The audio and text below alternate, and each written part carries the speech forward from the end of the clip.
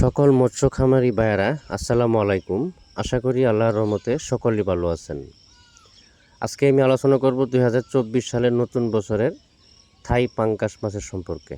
Original থাই পাঙ্গাস মাছের পোনা যারা খুঁজতেছেন বা ভালো কোনো হ্যাচারির সন্ধান পাচ্ছেন না, তাদের উদ্দেশ্য বলছি, যারা থাই পাঙ্গাস মাছের পোনা চাষ করতে আগ্রহী বা ইচ্ছুক, তারা আমাদের কাছ থেকে এই পোনাগুলো সংগ্রহ করতে পারেন।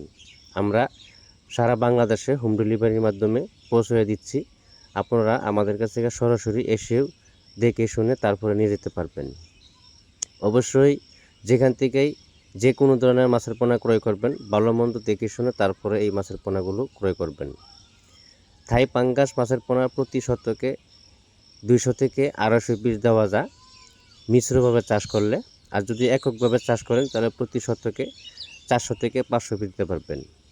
অবশ্যই পানির অ্যামোনিয়া বা হাইট ঠিক রাখতে হবে। পানির পুকুর কিভাবে প্রস্তুতি করতে হবে আমাদের ডেসক্রিপশন বক্সে বা স্ক্রিনে দেওয়া নাম্বার আছে, আমাদের সাথে যোগাযোগ করে পরামর্শ করে পুকুর কিভাবে প্রস্তুতি করবেন সকল তথ্য পরামর্শ আমাদের কাছ থেকে জেনে নিতে পারেন। আমরা সবসময় সহযোগিতা ও পরামর্শ দিয়ে থাকি।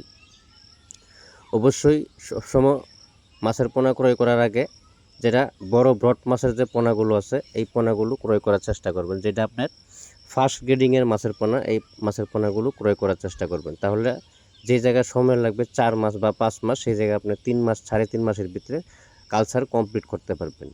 আগে দেখবেন যে আপনার বাজারে কোন মাছটা চাহিদা বেশি বা কোন মাছটা চলে বেশি, সেই মাছটা চাষ করার চেষ্টা করবেন। তাহলে আপনার জন্য মাছ কালচার করতে সুবিধা হবে বা বাজারে চাহিদা মেটাতে আপনার সুবিধা হবে। আবার দেখা যাচ্ছে যে অনেকেই মাছ ক্রয় করার সময় প্রতারিত হচ্ছেন। এসব বিষয় থেকে বিরত থাকবেন। আবার এই ভিডিওটি ভালো লাগলে সাবস্ক্রাইব করে রাখবেন।